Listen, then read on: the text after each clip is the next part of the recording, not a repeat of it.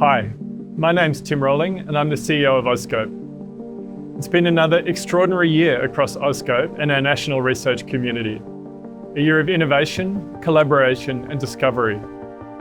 From Antarctica to the outback, from classrooms to the deep earth, our people and partners continue to push the boundaries of geoscience for Australia's future. Today, I present AuScope's highlights from the ANU Shrimp Laboratory on the unceded lands of the Ngunnawal and the Ngambri people. I pay my respects to all First Nation elders, past and present, as the first geoscientists around a continent where our team works. We begin with some changes across the AuScope family. We farewell Professor Richard Hillis, who has given many years of dedicated service on our board. Thank you, Richard. And we warmly welcome Professor Anya Redding and Associate Professor Caroline Tiddy as new board members, bringing fresh expertise and vision to our leadership.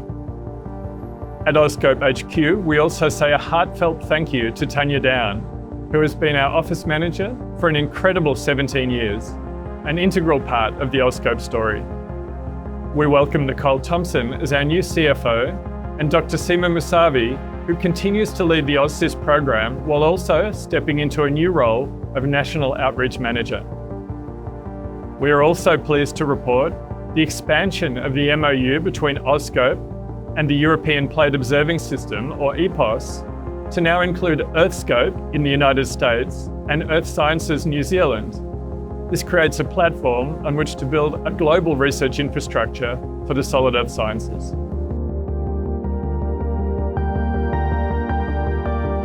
Our community continues to make remarkable progress exploring Earth's most remote and dynamic environments. Through ANZIC, Australia has formalised its involvement in the next phase of international ocean and continental drilling programs, joining global collaborations that probe deep into the Earth's past.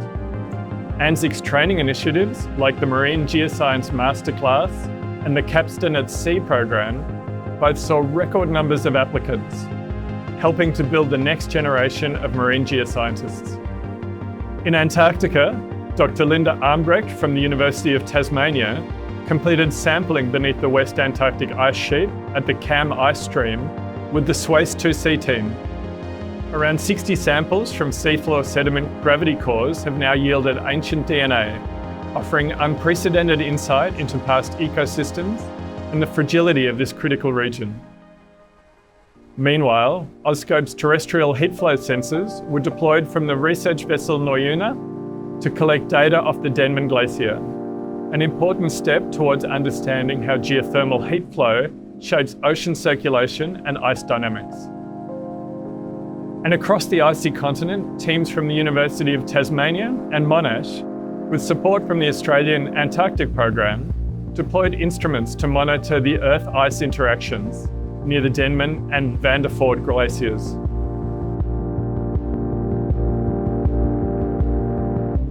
At the Stawell Underground Physics Laboratory, a new M8 seismic site was installed, expanding Australia's deep Earth monitoring capability.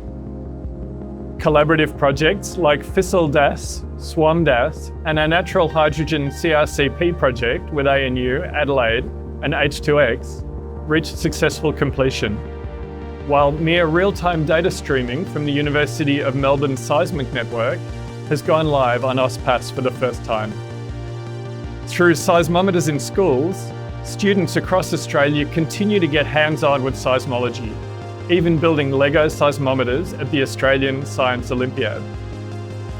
Improvements to the network data handling have made the AusSys network more robust and reliable than ever before.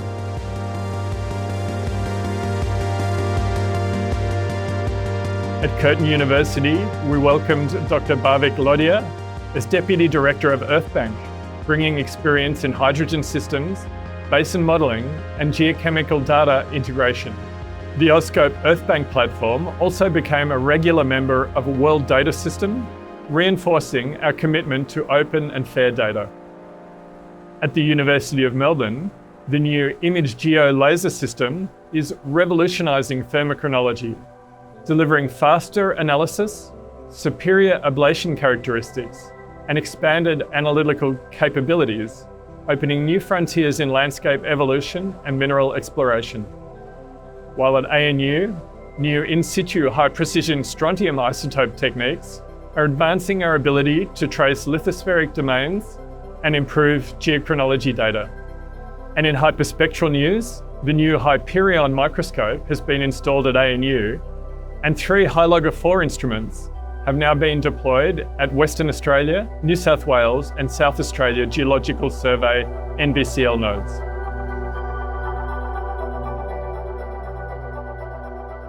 Our hydrological researchers achieved a world first this year, developing Australia's first automated purification system for small volume noble gas samples, only the second of its kind in the world. This system enables more precise groundwater dating and connectivity studies, vital for managing Australia's precious water resources. In coastal monitoring, the team at UQ has been busy deploying new drone infrastructure, supporting field campaigns from coral reef mapping in Vanuatu to coastal damage surveys after earthquakes, while collaborating with NCRIS partners and international researchers. Across the Geospatial Operations Program, a local tie survey was undertaken at the Yarragadee Geodetic Observatory that included the GNSS, SLR, VLBI and Doris geodetic infrastructure. And an airborne gravity survey covering Victoria and the Greater Adelaide region was completed, improving our national gravity models and geological understanding. At ANU, the Coast RI GeoDOP team are advancing modelling of glacial isostatic adjustment, laying the groundwork for more accurate projections of Earth's viscoelastic response. At Sydney, G-Plately 2.0 was released, enhancing plate motion and tectonic modelling capabilities. And the DataGrid team launched the new AuScope Cat Python package and SeedVault software, giving researchers and industry powerful new tools to discover and visualise Australia's geoscience data. Thanks to the partnership between our Earthbank program and the Inspire STEM education program in Western Australia, primary and high school students are now exploring the world at the microscopic scale, using research-grade scanning electron microscope instruments to magnify objects up to 100,000 times. From pollen and bone to strands of hair and the occasional mystery object, the discoveries are limited only by their imagination.